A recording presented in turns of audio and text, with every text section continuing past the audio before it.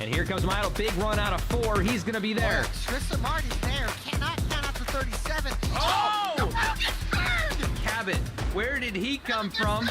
Here comes Zwack. A push from the 33. It's a drag race. The Magic Man wins it Auto Club.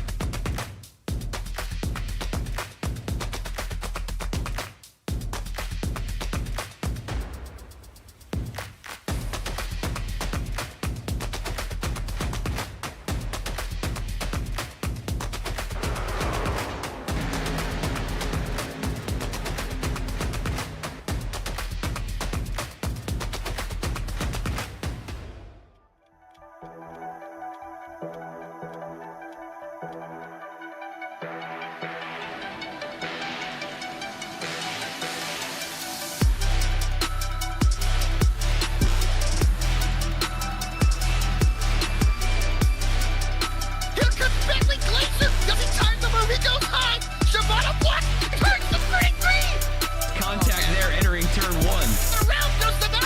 Oh, he comes back up the track and he gets squandered. Zion picks it up into the air.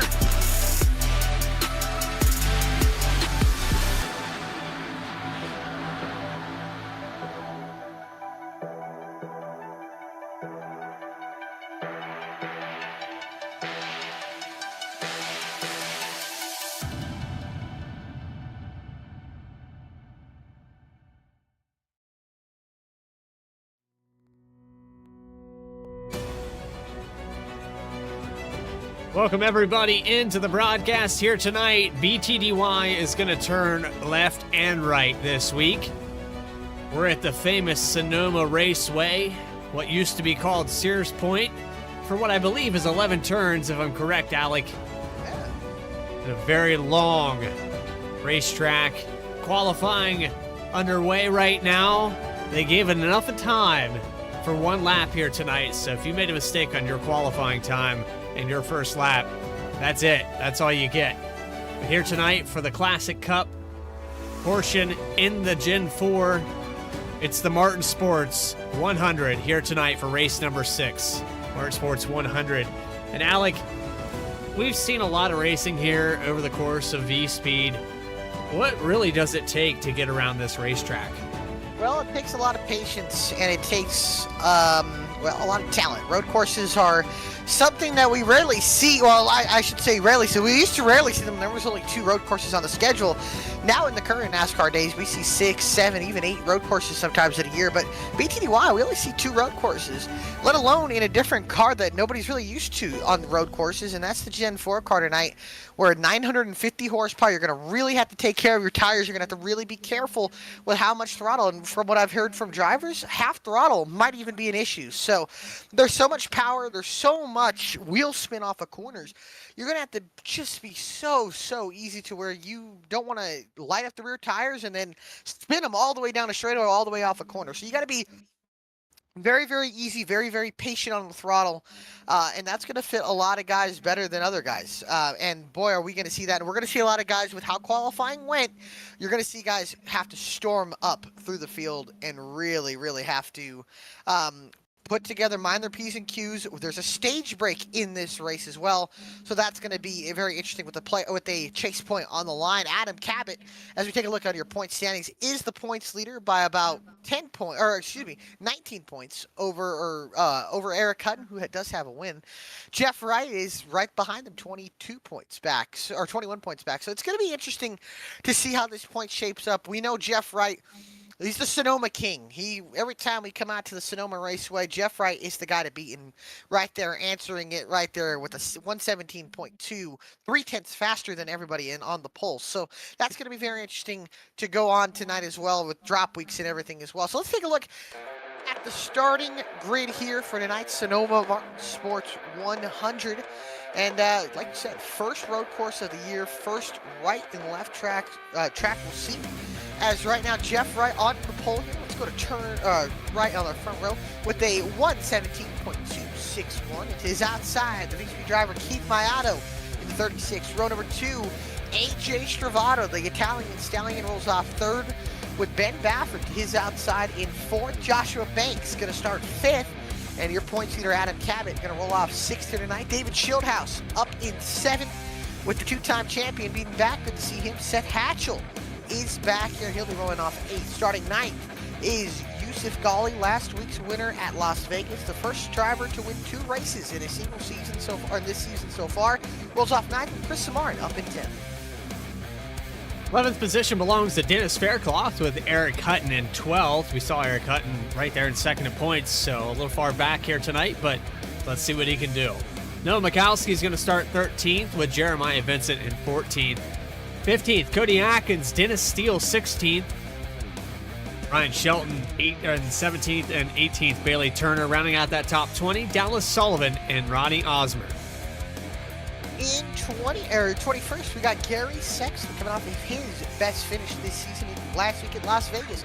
James Loveland, good to see him back. Another VSPEED driver back here tonight in the 02 car. Rolling off 22nd, Angelo Ronis rolls off 23rd. And how about this? Another rookie making his first league debut. Caleb Weekly starts in 24th. Nick Starling rolls off in 25th with the rookie Jacob Locklear rolling off 26th. Then 27th, Brett Baldeck and Max Cost rounding out the 28-car field here tonight. Boy, is it going to be an exciting one. Stage break at lap 12. We'll cut to a live shot here as the field rolls down the S's here at the Sonoma Raceway. Bradley Well, my audio was a little loud there for a second, but he asked me what my pick was. I had it cranked up pretty high. I'm going Jeff Wright. I think you will too. It's obvious. I think it is, and Jeff Wright is probably going to be getting done. If there's any other car that beats him, I'd have to give it to the 30. Actually, I want to give it to the 33 of AJ Stravato. I think that guy has a chance. The pace car has rolled off a pit lane. It's Jeff Wright, Keith Mayato, leading the field to green here at Sonoma. 100 miles, 40 laps from wide country in Sonoma. Green flag, and we're underway for the first road course race of the season.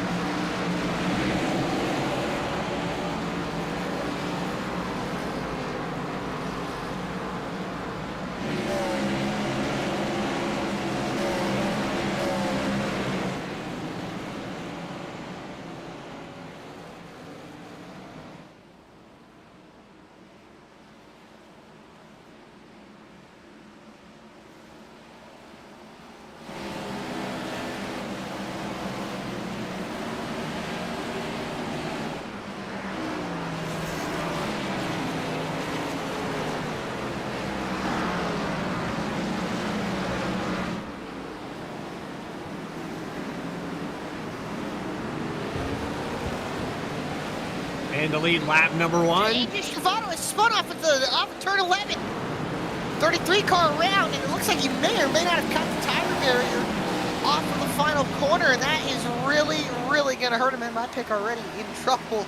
But it seems like AJ Stravato may have caught the tire barrier off turn 4 and looped it around and definitely got it with the right side door panel. And take a replay of that in just a second. But yeah, already issues for AJ Stravato. Someone we know is very talented on these road courses here, going off of turn 10 into a hard braking zone in turn 11 right behind Ben Baffert. Tried to make a move and see, no, tucked in line here, and then right there just clips the tire barrier, and he makes hard contact with the left front, and that right there could be an issue, maybe cause suspension damage. As now cutting live, Ben Baffert getting by Keith Mayato into turn number 7. Behind them, what I'm looking forward to is the two biggest movers of the race, Noah Mikulski and Bailey Turner making contact. Turner and Shelton had to start mid-pack, and now they're having to work their way through the field as, almost a little contact through the S's there with Turner and Mikulski. Mikulski gives up the position, Turner up to 14th. Then it goes Mikulski, Vincent, Osmer. Good to see Ronnie Osmer back in the 55 car at 17th, making his first start of the season. So a lot of, we got trouble again. Seth Hatchell is around off of turn number 10. And Hatchell goes around. And Ryan Shelton gets into AJ Stravato into turn number 11. Moves Stravato into Eric Hutton, and they make contact. No, Stravato's broken. Yeah, he's got suspension damage. Stravato hard into the outside wall. on the front stretch. Yeah, he's stuck. And that's going to probably cost Travato any chance and at a good finish here, maybe the end of the night. There's a hard contact with the 99 of Ryan Shelton. Shelton looks like he sent it in pretty deep. The wreck happens, and it looks like Shelton wheel hops it into the corner, keeps traveling. Oh, and it looks like Travato caught the tire barrier again, and then Shelton got into him, and then he moved him up in the air and cutting. So big trouble there. Oh, Seth Hatchell has gone around again in turn number 5 here down the hill. And it looks like Seth Hatchell, another issue as Hatchell did spin off of turn 10. And that Budweiser number 8 car is starting to drop down the field already. Lots of mistakes early from big-time drivers here. Just shows how difficult these cars are to drive. I was just going to say that the tire barriers, the lack of movement, I feel like iRacing should implement that they should move because they're tire barriers. Yeah. And then, you know, we already had Travato hitting it once when I wanted to say that, and then he hit it again and completely broke the suspension. To me, that's just something that, if you're wanting to call yourself the most realistic simulator, that should be implemented into the game. I agree 100%. I think that they should be movable, and hopefully it gets done anywhere in the near future, because that is just, like you said, I feel like unacceptable there. And unfortunately, that's going to cost AJ Travato his night. And what a surprise. Jeff Wright almost up to a 2-second lead in 4 laps. Again, this field will get bunched back up. Oh, Cody Atkins gets spun into turn 1. Contact from Gary Sexton. And up at the top of the hill, a blind corner. The 81 Taco Bell car is going to have to get out of the way. He'll get back up onto the racetrack. Denny Steele, Max Cost going to try to get around him. But it's in my contact a little bit too hard into the corner. Gary Sexton and made contact with the left rear quarter panel of Cody Atkins and spun him around as they went up the hill of turn 1. And you'll see here on board with Cody Atkins, with Cody Atkins up the hill, you see Gary Sexton wheel hops it, clips the 81, and the 81 car goes around. And Angelo Roney's made a little bit of contact, but it seems like should get it all righted and back into the right direction was the 81. So now, back live, this field getting more spread out. I'll tell you who's on the move. Ryan Shelton, starting 14th. He's trying to pass Dennis Faircloth in the 80 into turn 11. That Sitco number 99 car is really starting to work his way up through the field here. Is now gets right on by the 80 car. Faircloth down to 10th. Hutton, Turner 11th and 12th. So, and we talk about road courses. We talk about the different names we might see up there. Definitely Dennis Faircloth, Ryan Shelton. 2 of the road ringers I would have to put up there as well. But right now, it looks like Jeff Wright's looking like AJ Allmendinger out here. He is pulling away. Yeah, Wright's always been good at Sonoma. We watched in Saturday Night Racing League. On Saturdays, it was it's kind of more the same. The only thing I can say is that there was some interference with that race. Some lap traffic, some guys coming out of pit road. That's probably the only asterisk we can talk about here tonight to keep this 48 car. Very rarely does he make a mistake at this track. Absolutely, and he's so good here. Honestly, you could consider him one of the best in the entire Irish community. Jeff Wright is so good at Sonoma. We talk about NASCAR guys in the Coke Series like Casey Kerwin and Bobby Zelensky, who's always been known for running road courses so well. Jeff Wright is one of those guys who most definitely can. Jeff has shown speed where he's almost faster, if not as fast, as Casey Kerwin on these kinds of tracks. And I don't know, Bobby Zelensky's got this place figured out pretty well, but Jeff, I can guarantee you, is one of the top 10 drivers when it comes to racing here at Sonoma. So Jeff's just so good here. He knows what he's doing, and man, he's doing it once again. But I think this league is very competitive, and it's got a lot of good road course racers in here as well. Ben Baffert has kind of closed that gap up, but we know Jeff, he likes to play around a little bit there. He'll back it off, then he'll get back going, and it's just a matter of time as Bailey Turner got by Eric Hutton in turn 11 that last lap, moved him up to 11th. And another one, like we said, Dennis Faircloth, he's also pretty good at road courses. He's won at Road America, I believe, a couple seasons ago in the Xfinity car when it was just the Contender Series. Got a win in the Xfinity car at Road America. So Dennis is no stranger to having success on road courses. Another guy I see on these road courses, James Loveland, is not too shabby at these things, and he's up to 15, trying to work on 14th with Noah Mikulski down into turn 5 and now into turn 7. Here, and you'll go hard under the brakes. Sometimes you want to show a peek of nose, get some temperature to the brakes, but have to ride around this track. Very hard to pass. About 2 or 3 real passing zones here at Sonoma as they go down the S's. Usually don't want to make a pass here because it's so tight and so narrow. Got to use all the curb that you can. But then you set up downhill into turn number 10. up here through 9, a little bit of a straightaway up to third gears. Oh, Osmer really loose ahead of these guys. Then into turn 10, you want to do a little bit of brake. Use that curb on the left side. You can see how much he uses it. Gets rotation, and then a little squirrely off, and then hard into the braking zone. You'll see them go down. He'll peek a nose to driver's right, won't do it, and then tucks back in line. And right here, you're going to have to wait all the way back around until turn 7, although Mikulski trying everything he can to get around Ronnie Osmer in the 12th, or for 13th in the 55 car. So Shelton making a pass on Chris Samard for 8th. Shelton's turning some good laps, I'm noticing. Not as fast as Wright or Baffert, but definitely fast. He's the 3rd fastest car on the racetrack that last lap, so and he was passing a car. So don't cut out. And I think what's going to help Ryan Shelton here is the stage caution. It's going to gather this field back up. It's going to bunch him back up, and it's going to make his qualifying mistake much less with getting track position here. If he can get by maybe Yusuf Ghali, get by David Shieldhouse, put himself in the top 5, when we get that restart, he's going to be able to close up. We've seen a lot of these guys that will qualify poorly at this racetrack, but end up in the top 5 when it's all said and done. Yeah. You got a lot of attrition at this track, and that's what it's all boiled down to, is who can survive and stay on the track the longest. You saw the 8. He's had problems here tonight. Oh, Dallas You saw Sullivan went around. Stravado's pretty much parked it for the night.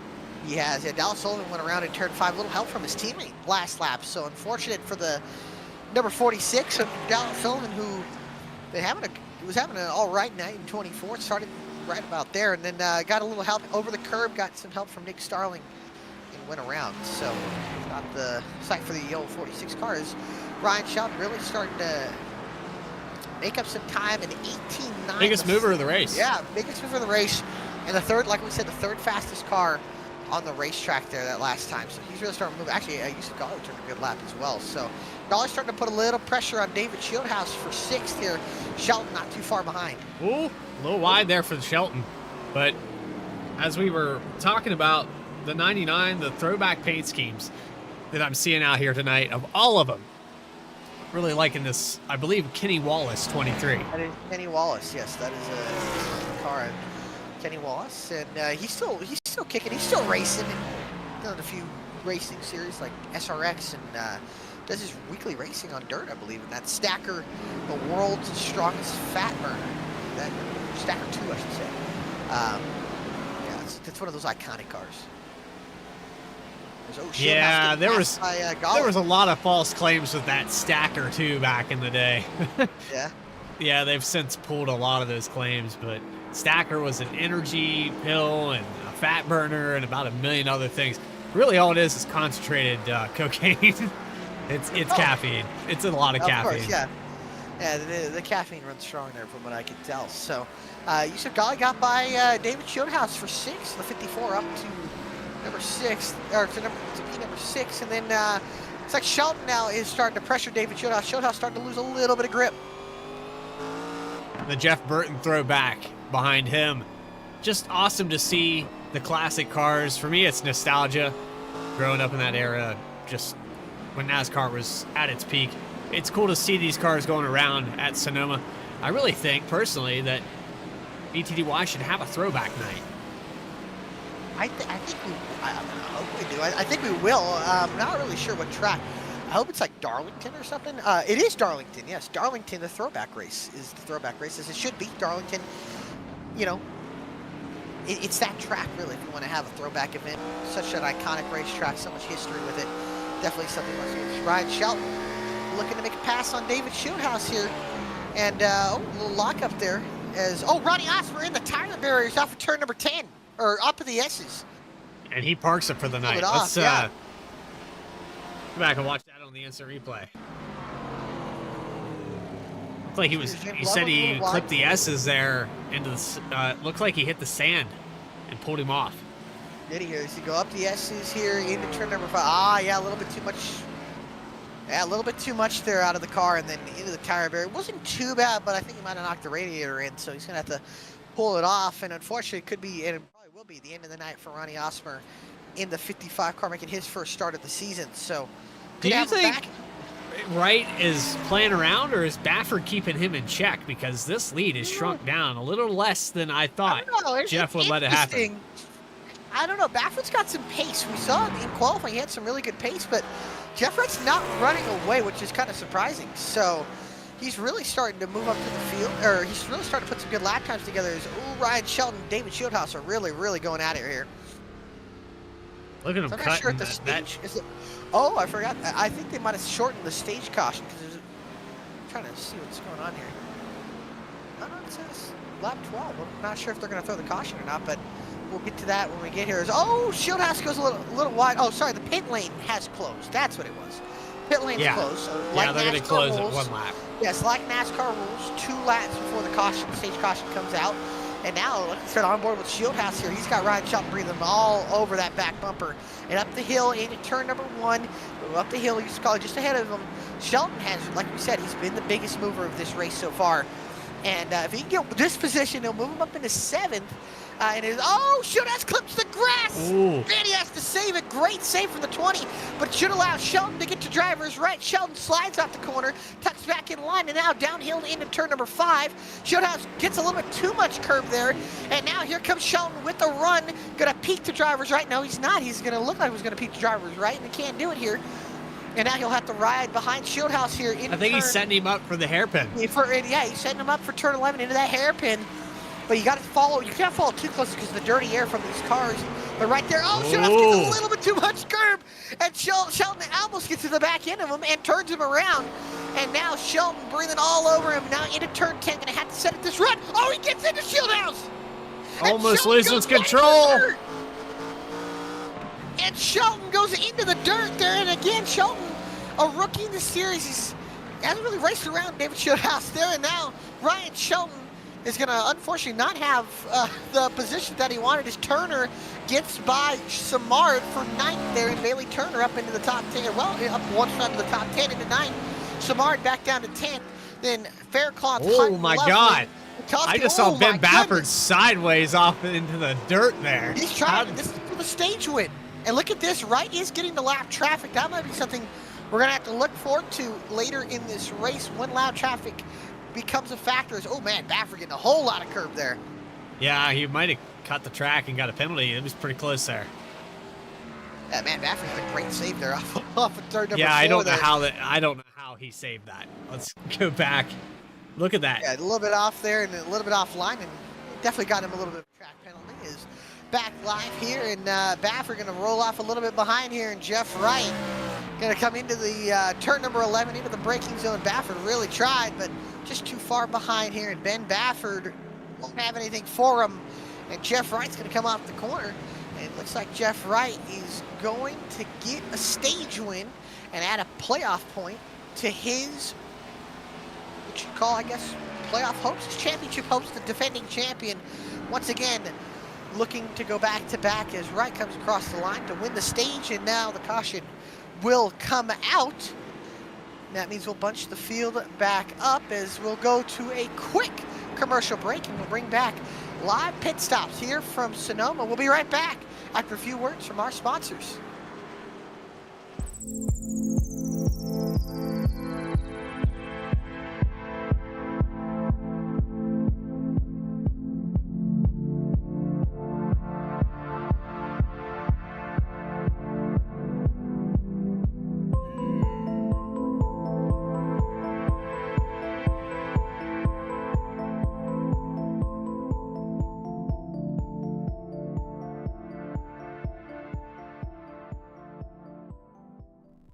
Sailor Tarot Magic is the spot to get a reading from Sally, an intuitive healer and tarot reader. Known as the Nurturing Reader at New Jersey Street Fairs, you can also check out our YouTube channel for lunar and astro readings, as well as our Instagram for live weekly readings.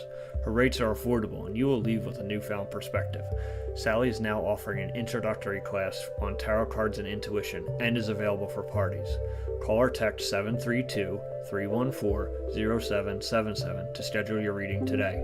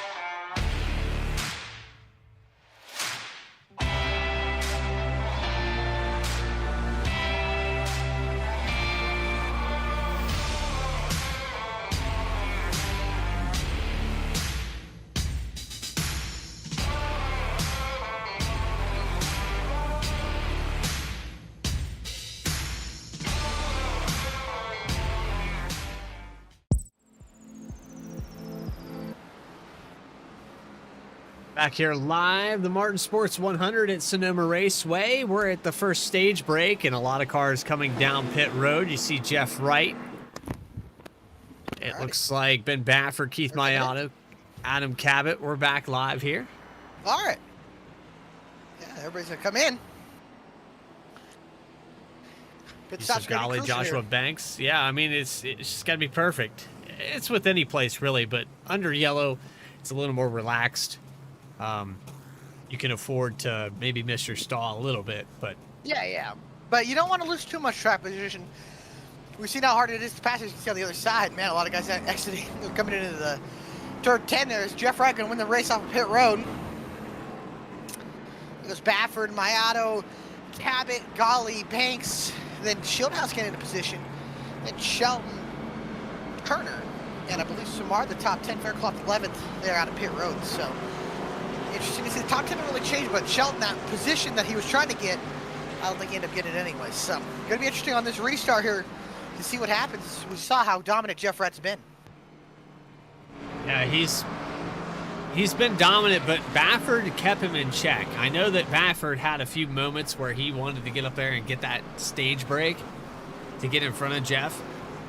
But kudos to the 23. He's actually been within a second and a half from the green flag. Now this is where we find out, is Baffert overdriving it? Because if he drives it that hard for the remainder of this race, I can see him making a mistake that puts him out of contention to win.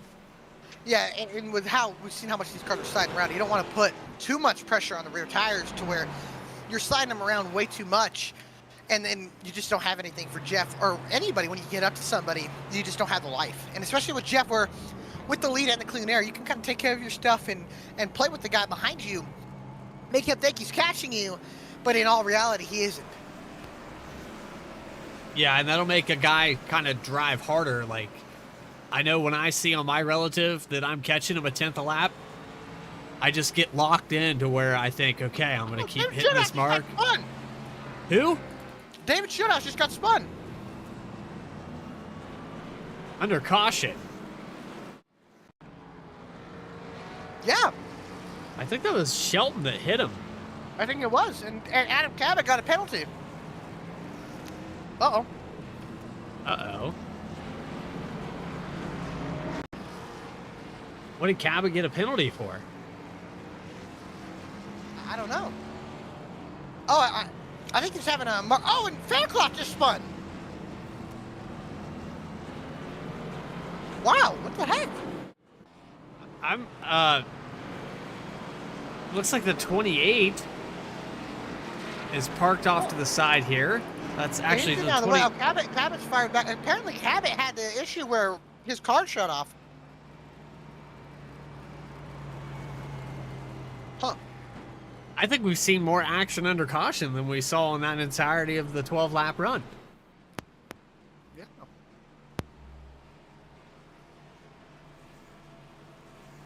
All right, well, we're 16 laps in. We've got Baffert toying with the pace truck here.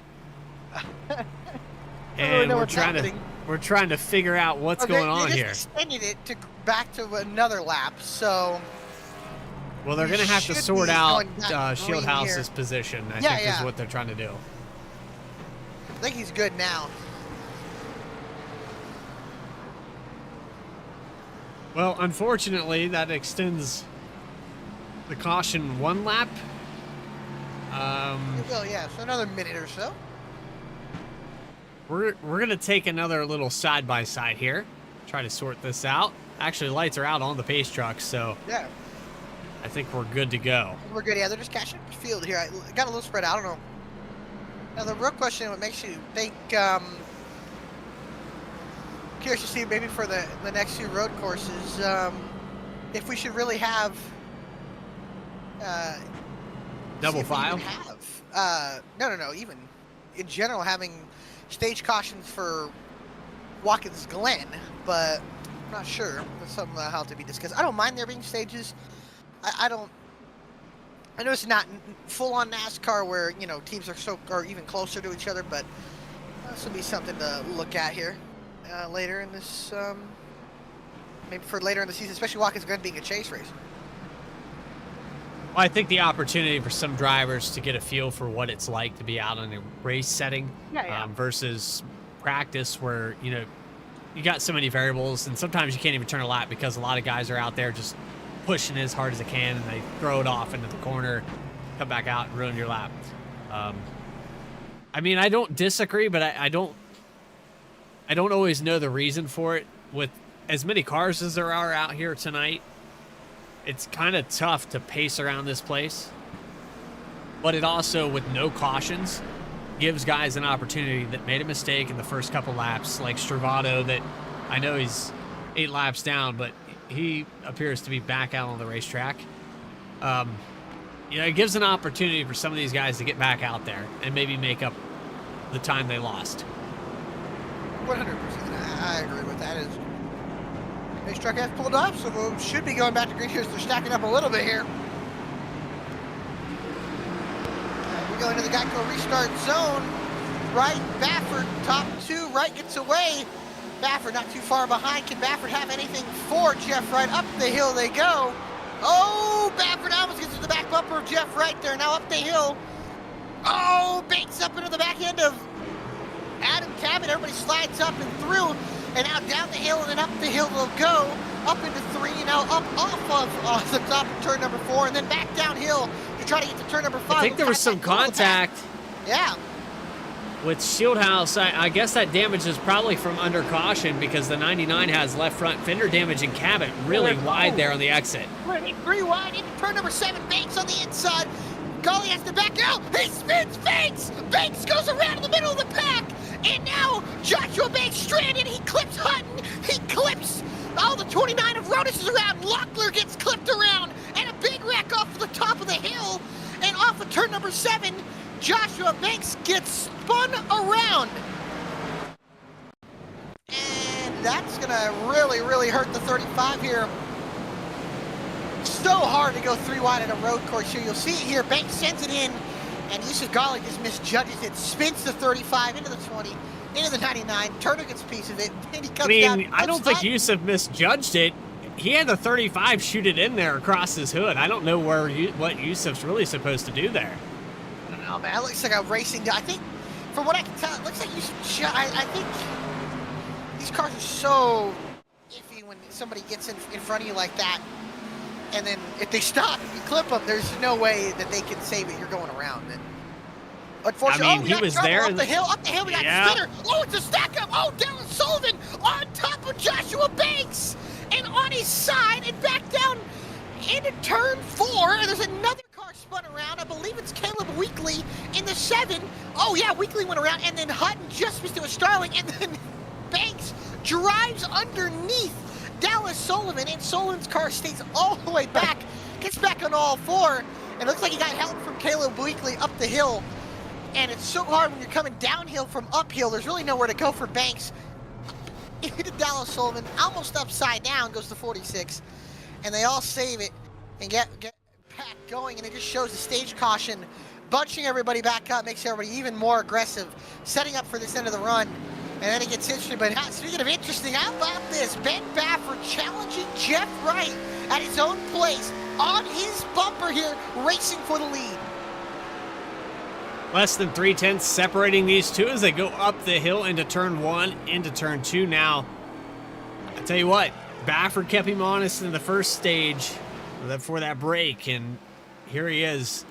I think Jeff is probably on the point here where, oh man, sideways there for the 23, but I think Jeff's at the point now where he's just driving to stay ahead of the 23. David Shieldhouse is in the dirt. He has spun around off on the top of the hill, and he's going to lose more spots.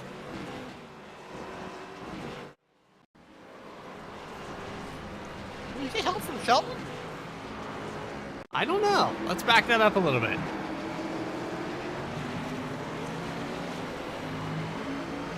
Oh, he did the same thing he did earlier. He clipped the grass, and then he went around, and he tried to save it. Yeah, no, he went around. From the angle, it looked like Sheldon got him, but Sheldon wasn't even close. So, just a mistake there from David Shieldhouse going around. And now, Baffert is falling about 0.6 of a second behind Wright, but it makes you think Wright. I don't think I've ever had to see Jeff Wright have to race somebody at Sonoma. This is really uncharted territory for pretty much all of us watching, we've never really seen Jeff Wright have to race somebody for the win at Sonoma. After keeping him honest, Keith Mayato has maintained the third place position. He's down one spot from starting outside that pole. And then Adam Cabot in the 17, your points leader, running in fourth. So Jeff not going to make up too much here. Big old gaggle of cars in the back of the pack. Angelo Ronis, Jeremiah Vincent, Cody Atkins all on top of each other. Joshua Banks as well. Guys getting into each other there in the middle of turn 11, and out up the hill they'll go. And this is the battle for about 18th, 17th, 18th, and 19th. But man, these guys are beating and banging. Fenders are getting pushed in, and there's a lot of contact this middle of the pack. Man, this is what I love to see on road courses. Sometimes the front of the pack is kind of boring, but when we get to the back here in the middle of the pack, it is wild. Fenders getting pushed in, fill-ins getting hurt. It's pretty wild here back in this pack here. We got Vincent in the 3-car right ahead of Cody Atkins. Then Banks, who was involved in that spin earlier in this race about 5 or 6 laps ago, running inside the top 10. They got spun around, and now looking the drivers right, he'll have to tuck back in line behind the 87 and then go down the S's, following the 81 and the 3, the 81 of Cody Atkins. So interesting movement here. Now I'm wondering what Jeff Wright and Ben Baffert here is. Oh, Cody Atkins gonna spin around to the S's! And around goes the 81, keeps it off the tire barrier, but a lot of spots gonna be lost, and a lot of life out of those tires gonna be lost as well. He'll get it back going, and no issue there. Looked like the same thing that happened to Ronnie Oscar. Carried too much speed, clipped the curb, goes around, except keeps it out of tire barriers, but again, gonna lose a lot of life out of those tires. Wow, great save there from the 81, but gonna lose a lot of track position. How about James Loveland up into 9th? And Gary Sexton up in a 10th, taking advantage of all the misfortune of other drivers here so far tonight. So good move. It goes back there to the attrition that I was talking about earlier, where you watch, you run your race, you might be a second or two slower than the guy in front of you, but if he makes a mistake, like we saw with Atkins where he just loops it around, now Atkins falls back to the 20th position running behind Max Cost in 19th, trying to make a pass. Cost it doing really a good job as well. Yeah, Cost is doing a decent job around this place, and the Gen 4 car, with all that power, I would have to say that Baffert is still keeping Jeff in check here. He is, and I don't want to say I'm surprised. I know Ben's a good driver, but usually Jeff Wright's just so on another level here. But normally at this point in the race, he's got a 4 or 5 second lead, where Baffert, and I'll give this to Ben, he's a great road course racer. We saw Watkins Glen. I feel like he might be the best at Watkins Glen. We do have that race later in the chase, where I believe, if I'm not mistaken, he's won the last 2 races at Watkins Glen. So he's got a feeling for these road courses.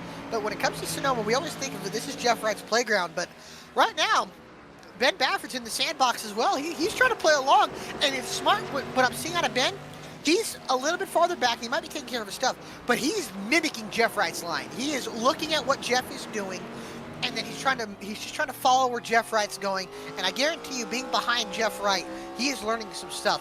I'll tell you what, one year when I was racing in this league, Zach Carr was the guy to beat on road courses, and we came here to Sonoma. It was during the carousel layout, and I remember following Zach's line here, and it taught me so much on how to race this racetrack. And I don't know if Zach's watching or if he knows, but Zach Carr taught me so much on just when I was following him in this race. I didn't win it, but man, I learned so much on how you want to drive this racetrack on these cars that are so on edge. I learned so much from being right behind Zach Carr. It taught me a new perspective on how to approach this track. And then from there, the last few years, I felt like I've been really comfortable here at Sonoma. So, and Ben Baffert is learning probably from one of the best in the business when it comes down to racing well here at Sonoma. Although Jeff is starting to slowly pull away here from the 23, and it makes me wonder if that one slide might have hurt the 23. Well, and you can see that Baffert has a little more of an erratic exit on a lot of his corners versus Jeff Wright, which is very smooth, gets contact to the pavement. You can watch on board with Jeff Wright and the gyro cam. Watch the steering wheel output. He comes real easy into the corners. He gets a nice smooth transition into the next one. And let's watch Baffert here. He's a little more spiking with the wheel. He's a little more sharp with his movements. Yeah. And so that's a difference. Styles. Yep. Yeah. Ben, you see him push the limits of his cars, and he absolutely drives, gets everything out of it that he can. Where Jeff, you know, like we saw, he's very calm, cool, and collected, being this leader of the race. So again, we haven't really seen him go too aggressive here when it comes to you know, when Baffert was pushing him. Really, you didn't really see a big mistake out of Wright. And I'll tell you what, behind them, these two have left the field about a 4-second gap to keep my auto Adam Cabot. Behind them is behind Cabot. You got Yusuf Ghali, Ryan Shelton, and Bailey Turner. Bailey Turner started outside the top 10, and as well as Shelton. And those two have been the biggest movers of this race so far. Yusuf goes a little wide there. Should allow Shelton to kind of catch up. Bailey Turner catches up to Shelton. This is going to be interesting, going downhill into 3 and then up into turn number 4. Shelton just misses the entrance of the corner. Now Bailey can set him up here off the top of the hill. He's right on his bumper, going to give him a little help, and he'll save him. Now Bailey going to look down to the inside, the driver's right, thinks better of it, and now he'll have a good opportunity to get a run here into the braking zone, turn number 7. Looks like he won't be able to, and he'll have to tuck back in line and set him up for 11. And Turner, another one of those drivers that he's good at sitting back and waiting. Yeah, no, he's there a long too. time. He's on Shelton too here. He's really setting him up here as they go down the hill into turn number 10. Shelton doing everything he can to fend off the attack from the 24. And oh man, Bailey's gonna force him into a mistake here. He's gonna make him run a little bit wide. Oh, Bailey's gonna turn him. Around goes Ryan Shelton. Shelton goes around, saves Shelton it. does a great job to save that car. He's not gonna be too happy with Bailey Turner. And yeah, that's gonna cost Ryan Shelton a spot and a little bit of tire life as well. And yeah, he just got into him there, and you can see on board with Shelton, you got the 24 right behind him. I mean, he was breathing down Shelton's neck this whole entire lap, and Shelton just went wide. Bailey misjudged it, got into the left rear quarter panel and spun him out. What a 360 there by Shelton to save that machine. Good move there. It kept Shelton from losing weight. He only lost the one spot to Bailey. I know. That's incredible. Ooh. Oh, James Loveland as well, running in 8th. Yeah, he's up 13, 14 positions. Good run. And that's what we talked about with the single lap qualifying, is if you made any mistakes and you started way back in the field, it's unfortunate, but if you had a lot of speed, you might not be able to show. Oh, and Loveland, as we put the camera, locks it up. Shieldhouse as well. Everybody going wide in that corner there, and a big save out of both of them, but that allows Gary Sexton and Chris Samard to kind of catch up to these two, as Dennis Faircloth just got a free spot and a free 3 extra seconds to kind of breathe and kind of take it easy there. As now these two get it back together on board with Gary Sexton here. Oh man, hard on the brakes there. Shieldhouse just missing the corner a little bit, but he's gonna have a nice exit off of turn 11. Spins tires a little bit. Loveland kind of gets away here, but now you got 4 cars under a blanket, 9th, 10th, 11th, and 12th. Mikulski 4 seconds behind them, then Bronish, Hutt, Banks, who all have a little bit of front end damage or rear end damage. So far, good run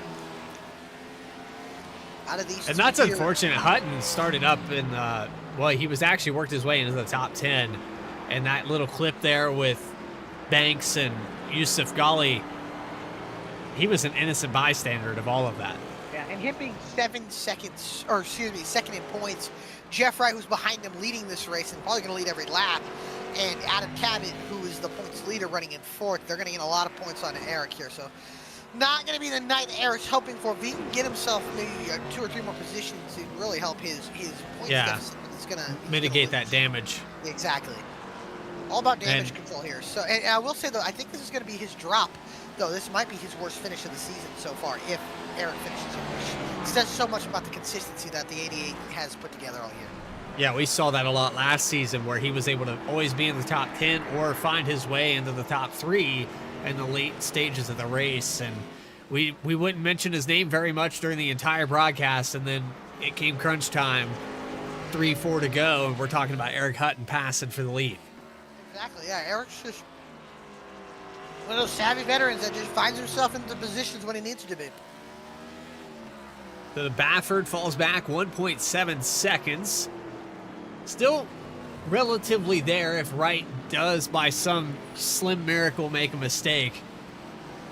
He is in contention to make that pass. Keith Mayato in third, having a quiet night. He's only down one position. I think Mayato is just, he's in cruise control mode here. Yeah.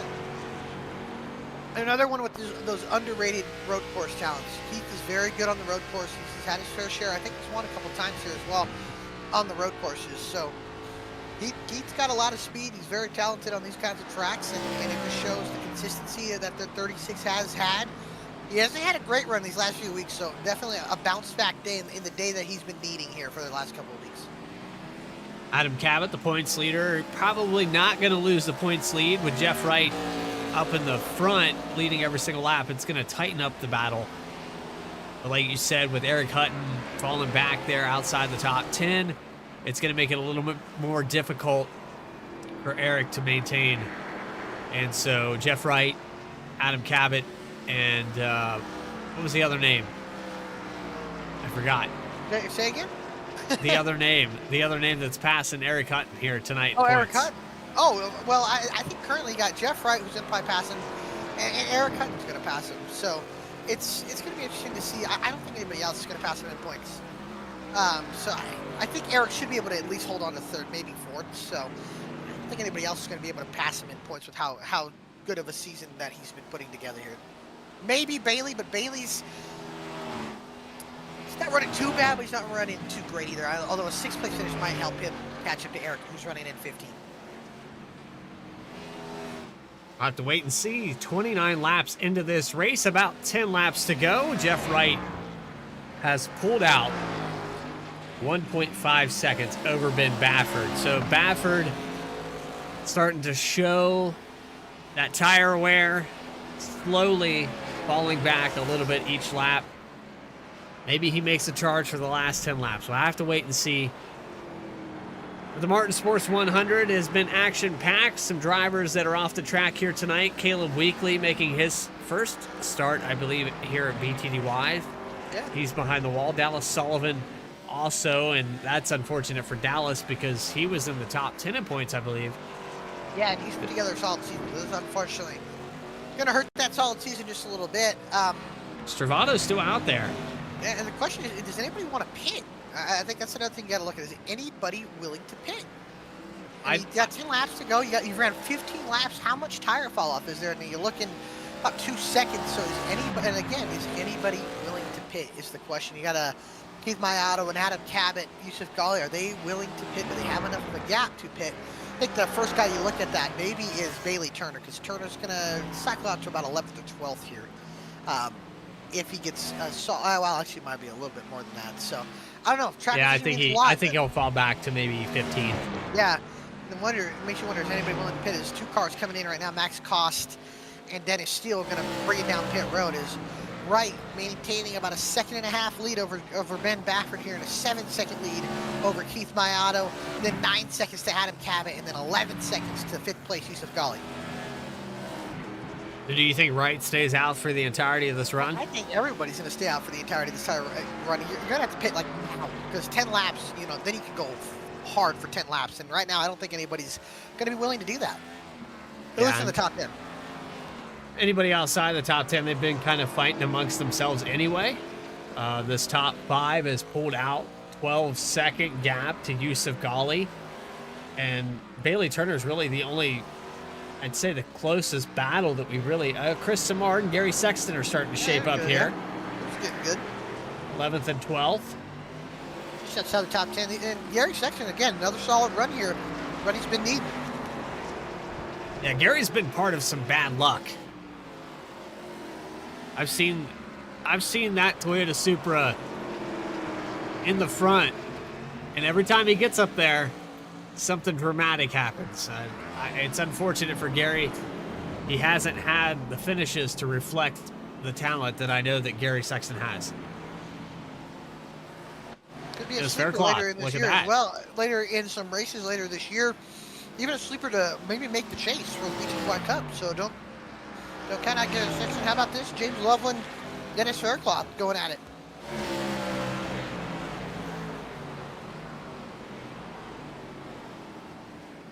They're getting closer and closer, about 2-3 tenths separating these two. There comes Samard. on Sexton here, right on his bumper into turn 11. One little mistake out of Gary there, and Samard can be there to capitalize on that. Yeah, Right I think he made the mistake out of the hairpin. Oh, and he made another mistake down up off of turn number 12. And, oh, man, it's going to get close, tight up the hill. Samar looking at driver's left here. Sexton goes wide a little bit. Will hops into the corner. Should allow Samar to get a nice run here off of turn 1 and now into turn number 2. Oh, Sexton really loose into 3. Up the hill into 4. Samart should have the preferred line, but Sexton can kind of cross him over here if Samart doesn't get a good run. No, he won't be able to. Samart up to 11, and looks like Gary Sexton back to 12th. Shieldhouse in 10th, closing up to Loveland and Faircloth 8th, 9th. Shieldhouse in 10th. As this shapes up, the race getting ever so closer to this conclusion. Jeff Wright, 1.8 seconds over Ben Bafford. Keith Mayato, 3rd. 4th, Adam Cabot, Yusuf Ghali in 5th. The closest battle on the racetrack currently is Dennis Faircloth off the track. Oh, man, a good run. It's going to come to a possible end here. Yeah, I think he's got suspension damage in that 80 car. And unfortunately, he's going to pull it off the race. I'm not really sure what happened. Dennis, he was running so well inside the top 10. Then he went around it. Up into turn 10, clips the curb a little bit. Gets it loose. And he gets into the tire barrier there, and it bends the front end suspension. And unfortunately, ends the night for the 80 car, and that's going to help Chris Samard get into the top 10. Sexton up to 11th, and how about Angelo Ronis now? I don't know, man. I think I just keep racing that thing out.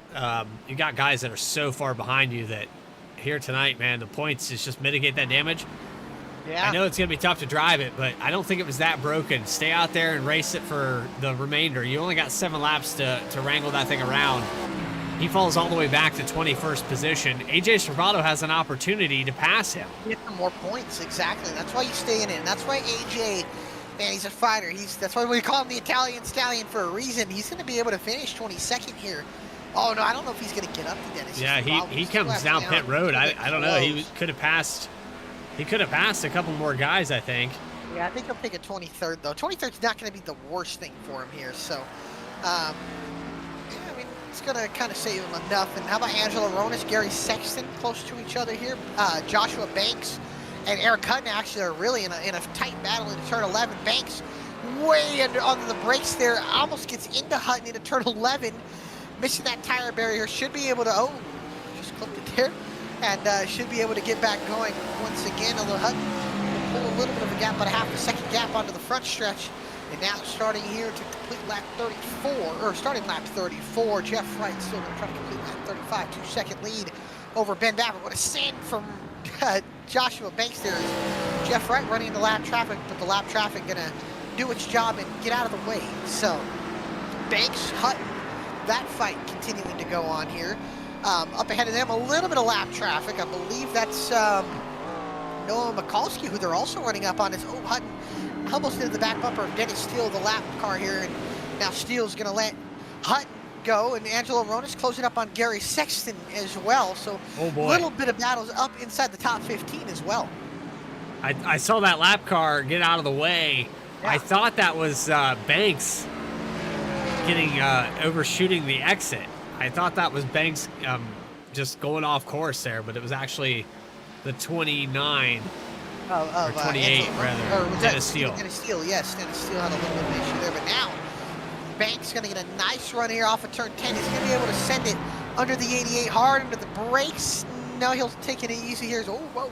Steele sends it in a little bit wide. Mikulski goes wide. Banks almost gets into the back bumper of Hutton and almost turns him around. But he'll get it back going. Look at this. Good battle here. Jeff Wright pulled out about now a 2.5-second lead over Ben Baffert. So good running from Mr. Wright himself. The Sonoma King, if you so will, doing a great job once again. Looking like he's going to get a nice sweep throughout the entire weekend or day, as he have a little blinking issue, but gets it all sorted out and ready to go. When does Jeff Wright not have a blinking issue? I know. When does he not? tell you what, this battle from 12th, 13th, and 14th is going to be the battle we're going to be able to watch here for the rest of this night. Here's, Hutton spins Mikulski! Hutton spins Mikulski off of turn number 5, and Banks goes right on by, and Banks gets the 2-for-1 special in the turn 5, and Hutton spinning the 03 around. Ooh, an aggressive move there into turn 5 over the curb. Banks goes right on by, and then Hutton into the back of the 03 of Mikulski. They're a little impatient there from the 88. Unfortunately, it goes at the expense of the 03, and now the 03 has fallen to the clutches of Jeremiah Vincent up into turn 10, and that 03 is really, really struggling. Vincent almost gets into the quarter panel there, and look at this, Angelo Ronis and Harry Sexton going at it. Sexton gets the crossover. Oh, Vincent into the dirt. They save it still side by side. And everybody gets it going. Sexton holds on to the position over Angelo Ronis. Up the hill they'll go once again. 5 laps to go on the board. Jeff Wright, your leader by almost 3 seconds over Ben Baffert. Then it goes Keith Mayato, Adam Cabot, Yusuf Ghali, the top 5. Shieldhouse is starting to run down Loveland just a little bit. This is going to be for 8th. And right here, the battle for 11th going on here between Gary Sexton, Angelo Ronis. This is the battle inside the top 10 for 8th. Loveland has kind of lost a little bit of lap time to David Shieldhouse here. Shieldhouse starting to pressure just a little bit. There's really Loveland battles. had a 1 second, about 0.3 of a second, rather, that they separate. And, I mean, Loveland, he had to drive the tires off this thing to gain all these positions. He's got 14 spots. He's done a good job, but now he's just trying to maintain the position. With 4 laps to go, you just got to maintain. He's 5 seconds back from Ryan Shelton, and we saw the great drive here from this rookie in the league. I think by no means is Shelton a rookie, though. If you're able to navigate this place in the top 10, it's not your first rodeo. No, Ryan's a really good road racer, and I'm curious to see what he'll be able to do at Watkins Glen in the next gen. I think Watkins Glen might suit his driving style a little bit better because we know how good Jeff Wright is, where I think Sonoma's really a level playing field, although the next gen is going to be track position race, so qualifying going to be important, but he'll count out Shelton. We're coming up on 3 laps to go, 3.3 seconds. And Jeff Wright approaching the back of Nick Starling, who is already, he's going to go 1 lap down. He just checks up there and lets right. Yeah, 17 cars on the lead lap, and probably going to be 17 that stay on the lead lap. Is they kind of get calmed down again. Angelo Ronis still all over Gary Sexton here. He's not letting him go. Sexton's just doing a really good job being able to hold him off. Man, Angelo, I don't think is going to rough him up any bit here because they'll go up to the exit. Angelo seems to be so much better on the exit of corners I don't know, here. Sexton's luck this season, yeah, I don't know. it's hard We'll to see. tell. It is hard to tell here. As they're going to turn 10, use a little bit of that curve. Oh, Angelo just went a little bit too wide there, missed the apex. Sexton had a Sexton decent gets one loose. off. Yeah. And Angelo's not going to have anything here. Oh, Sexton missed the corner. This should allow Rose to get a little bit of a chance. Oh, Sexton spun the tires. So And he gets a good launch. I don't know, man. I wouldn't count Hronis out for this position. No, I wouldn't count Rose out of it either. He's definitely going to have to send it the final lap or into one of those braking zones, whether it's turn 7 or turn number 11, because he's really been able to gain so much there. Oh, big moment out of Sexton there. Should allow Ronish to kind of catch up there. Sexton just clips that curve. He's going to clip this curve, get some rotation, but man, Angelo had a great exit. Back up on the bumper into turn 4 and turns 5. Here we go, and now into turn 7, a good passing opportunity for Ronis, although Sexton's going to go in deep there. Just going to hit it right, though. Ronis is trying everything he can, but he's just losing a little bit too much here. Has 2 laps to go for the 48 of Jeff Wright. We'll get to him in just a couple seconds here, but man, this battle for 11 still going on here. Big factor of points here as well. As man, Ronis just not close enough. If he can hit 10 a little bit better, then he can get a nice run into 11. Although, oh, Sexton has a big moment there off turn number 10. Oh, Ronis, good sand here. Just doesn't want to hit him there. I respect that. Sexton getting loose again off of 11. They're so even together. It's just who's going to make a mistake first. As now they'll cross the line. 2 laps to go for these two. Ronus trying everything he can to get by this number 13 podium towards some seats. Shieldhouse made a mistake. Yeah, and it's costing him another second to Loveland here, and unfortunately going to cost him a little bit of time and possibly a chance at 8th here position. As so far this battle for 11 still going on though, and still a little bit of gap between the two as Jeff Wright will come onto the front stretch, and the white flag is going to be out for the Lowe's 48 Cobalt Tools. Lowe's 48 machine here is on board Gary Sexton. The battle for 11 still going on here. Angelo Ronus is going to try to see if he'll set him up for turn 11. Ronus gives him a little bit of a shove off of turn 7. Won't be able to do anything. As a matter of fact, he'll lose just a little bit of time, and down the S's they'll go. Remember, these guys still have another lap to go. Where Jeff Wright. Oh, Sexton, big mistake there. Oh, look at that. That's going to cost him a position. Although still side by side. Up into 10. Ronus is going to have the preferred lane into 10. He'll get the spot. Can Sexton cross him over? It's going to be close. It's going to be tight here. It looks like Ronus is going to hold the position. Can Sexton try anything else here? Can he get back around him into 11? No, he can't. And the motor carrot car is going to lose one more spot here, and Angelo Ronus is going to take over 11th. We'll cut back to this battle in just a few moments as through turn 10 and through the end of the S's goes the 48 of Jeff Wright. They don't call him Mr. Sonoma for a reason. Dennis Steele going wide right by him. Oh boy, little one more jump there for the 48, but into turn 11, and the reigning champion getting a second win of the season. Man, oh man, another win. The king of wine country will come off of turn number 11, and he'll see the checkered flag. Jeff Wright, in dominating fashion, leads all the laps and wins at Sonoma, his second win of the season. Jeff Wright back on the top step of the podium. Ben Baffert second. Keith Mayato going to come off the line in third. Fourth comes the Magic Man Adam Cabot. Then Yusuf Ghali, a top 5 to back up a win last week. The battle for 11th still going on between Ronus and Sexton. Ronus has pulled about a second gap over the number 13 of Gary Sexton. Won't be able to do anything there. Shelton comes across Bailey Turner comes across the line 6th. Shelton 7th. Loveland, a great opening night for him, and the O2 comes home 8th. Shieldhouse going to come home 9th. And then this battle between Chris Samard, who's all by himself in 10th, and it looks like Angelo Ronus was able to get enough of a gap over Gary Sexton to come home 11th. Man, oh man, what a race here from Sonoma. Ben Baffert kept Jeff Wright on his toes, but in the end, it was still Jeff Wright, although Baffert on the tire barrier. After a little post-race festivities. Oh my goodness. That's just Ben Baffert having fun there. So I gotta see a better replay, a better angle of this. Throttle. I think he's okay. He dashes it up. Yep. Dukes of Hazzard style like that. Look at that.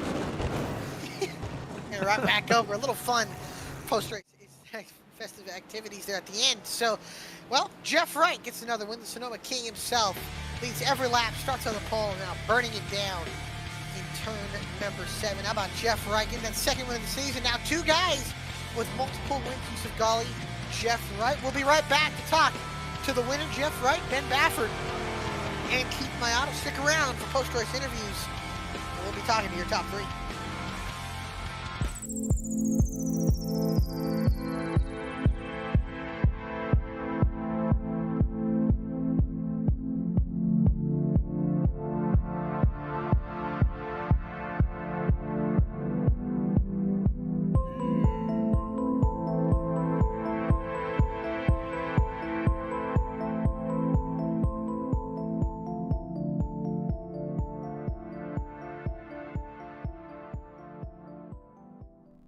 Sailor Tarot Magic is the spot to get a reading from Sally, an intuitive healer and tarot reader, known as the Nurturing Reader at New Jersey Street Fairs. You can also check out our YouTube channel for lunar and astro readings, as well as our Instagram for live weekly readings.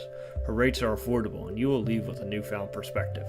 Sally is now offering an introductory class on tarot cards and intuition, and is available for parties. Call or text 732-314-0777 to schedule your reading today.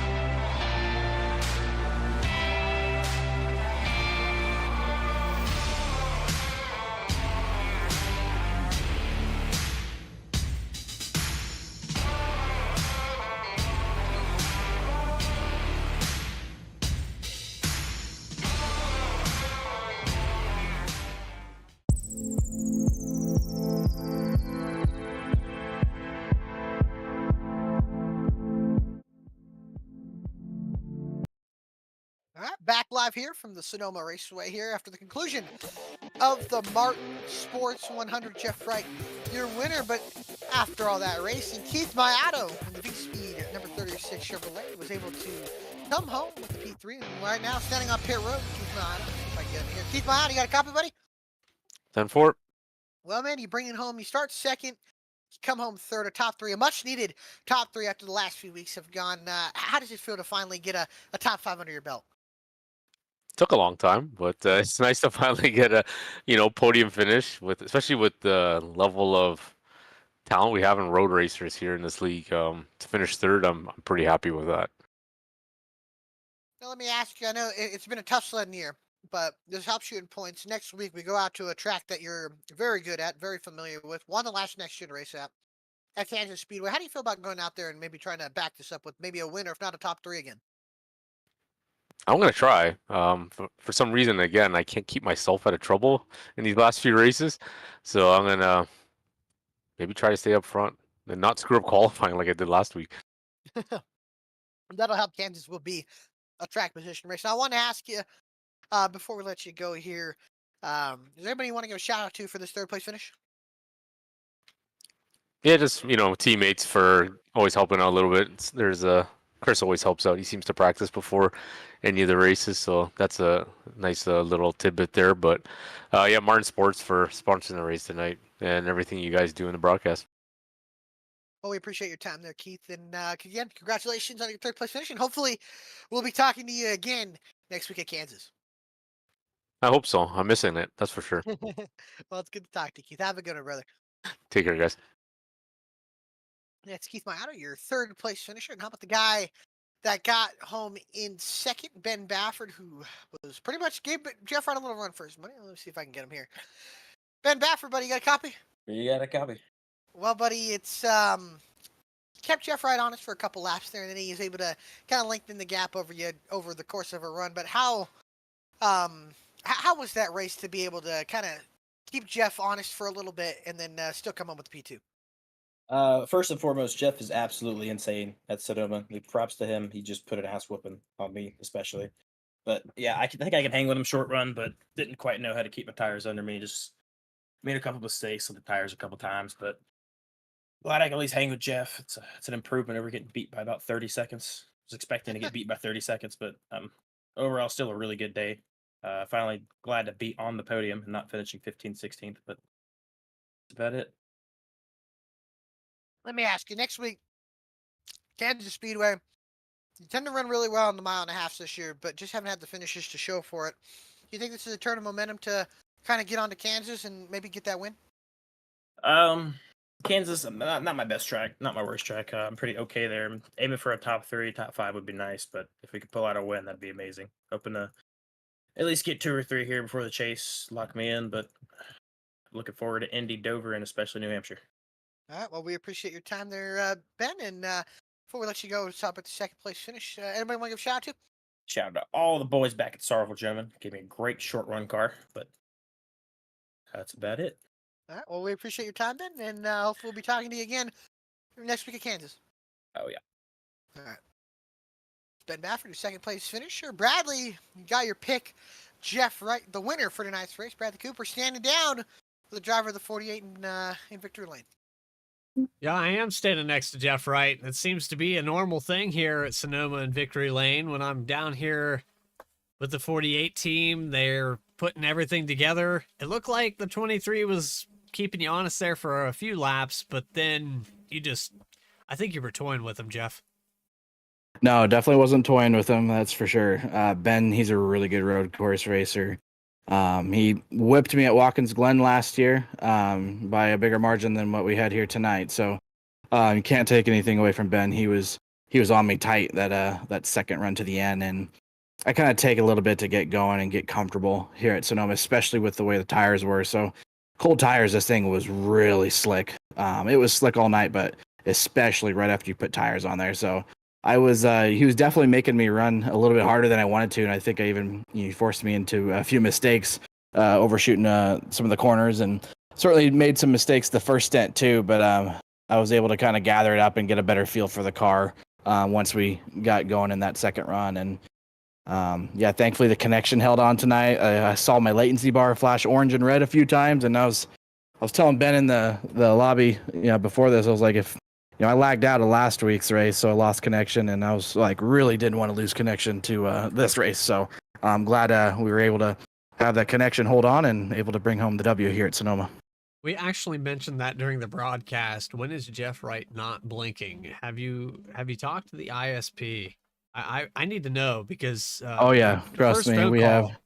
You should have with him is I'm trying to win a championship here. Yeah, it always makes it interesting. Sometimes I don't know if the connection will hold on, if I'm even gonna finish a race. I was last week I was I didn't think we were gonna be capable of winning that race by any means, but I thought we had a chance maybe for a top 5, and if not, I thought we were gonna be okay to get a top 10, but lagged out, and I think we finished in the the deep 20s, so like 28th or something like that. So that definitely hurt us in points. Rebounding tonight here with a win at Sonoma, that helps make up a little bit for that. We just got to make sure that we don't lag out of any more races, and I think we should be pretty sound making the chase if we can do that and keep running well. So that's the goal, at least. Well, this should help you out in points. You had some guys ahead of you. Adam Cabot, he probably didn't make up too much on, but Eric Hutton falls back to 14th. So you should gain a position here after tonight. Do you have anybody you'd like to shout out? I know you got him out there. Yeah, just big thanks to the league admins, Nick Starling and all the other guys that put these events on for us. You guys up in the broadcast booth, Mr. Cooper, Alec Martinez, Adam Baker behind the scenes doing everything he does. So yeah, just everybody that that puts these events on so that we can come out here and race Tuesday nights. Yeah, really appreciative of that. And then also teammates, just fun hanging out with them in the Discord. So AJ had some unfortunate luck, so he got eliminated early. I think Bailey also got in some problems. So those guys are usually two guys that be pretty quick at Sonoma Raceway too. So I feel like if they didn't have trouble, they would have been right up here with Ben and I trying to battle for this win. Well, I agree with that. I think if you had any issues here tonight, Ben Bafford would definitely have been there to take advantage of it. But you're able to hold the connection together. You're able to navigate the lap traffic and keep the doors on it. Congratulations, Jeff Wright, on another win here at Sonoma. Thanks, guys. Appreciate it. So there's your race winner, and I tell you what, it was a good race. I think I enjoyed more of it because of the stage break, and I know you said, Alec, that we need to take that away, but I saw so much happening in that short little stint of time that it's kind of hard to take that out of there. Well, that's why NASCAR has stage breaks. That's definitely for entertainment purposes. So, yeah, it always made, from a broadcasting standpoint, I get it. It's always for the little bit of extra entertainment. And don't get me wrong, it makes it entertaining. But the racing purist in me says keep it green. But overall, again, great racing. I know there's a little beating and banging, and that's what you expect out of stock cars on road courses. Just awesome racing, and again, props to Jeff Wright, man. So good at this track. It's almost like every time we come here, it's an automatic win for Jeff. So. Yep, he checks all the boxes with the lap times and putting it out there. He's able to navigate lap traffic, just calm, cool, and collected the entirety of the race. Congratulations to Jeff, and congrats to Ben Bafford, because that's probably the closest margin in a finish that we've seen at Sonoma.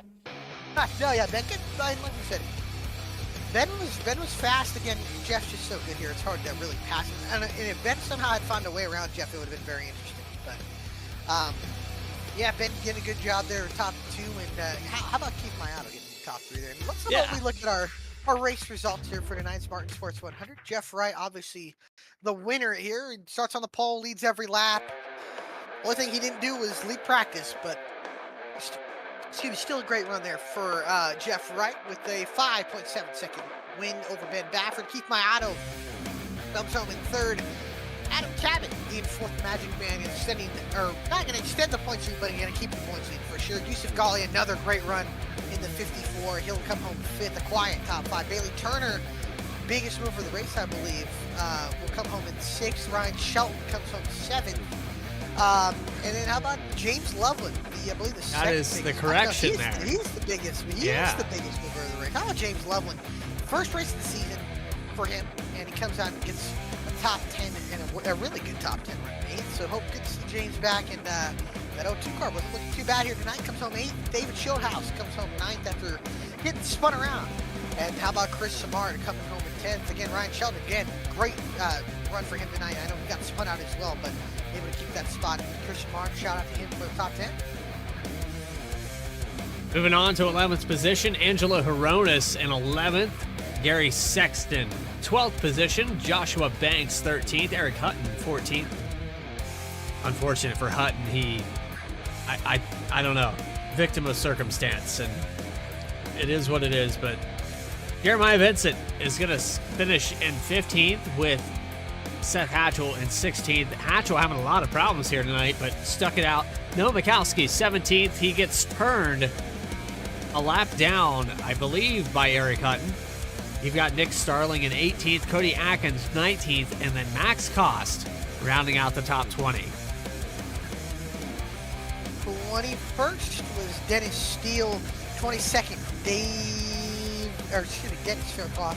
After having a great run, I know he had a really good run, and then unfortunately made one mistake, and then spun out. AJ Stravato, 23rd here, and unfortunately a bad night, got worse in a matter of 2 laps. So started 3rd, comes home 23rd, unfortunately. Not the night AJ was looking for. Caleb Weekly in his BTDY debut comes home 24th after a rough evening. Dallas Sullivan comes home 25th. Jacob Locklear, 26th. Ronnie Osmer, 27th.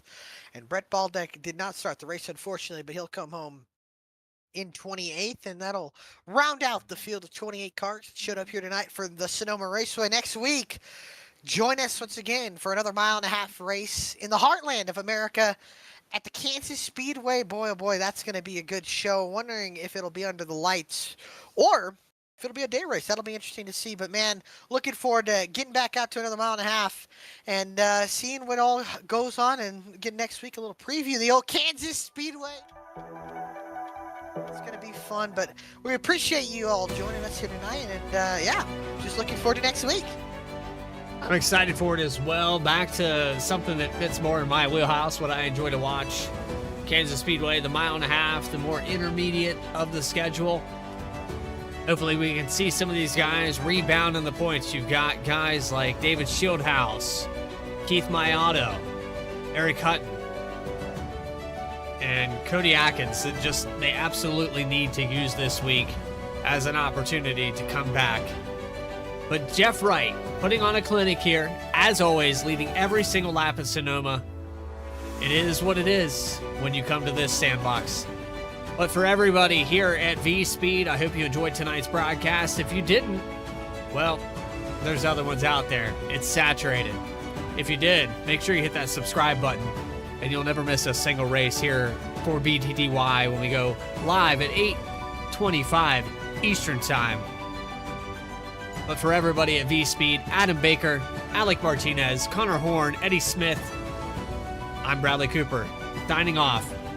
Have a great rest of your week, everybody.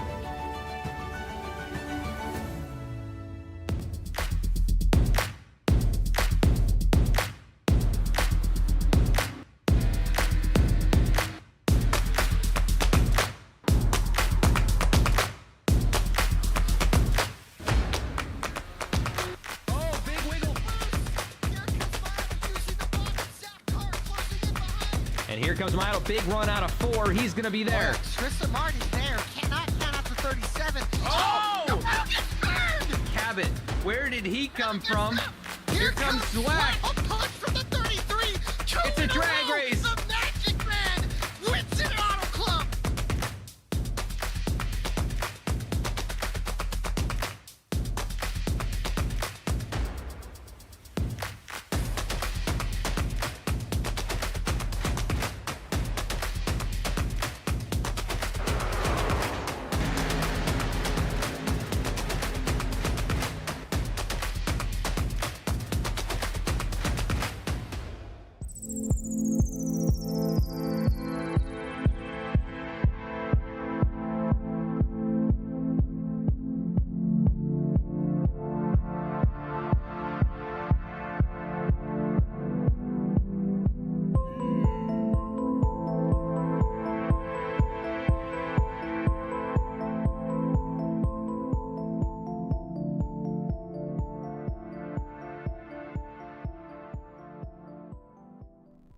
Sailor Tarot Magic is the spot to get a reading from Sally, an intuitive healer and tarot reader.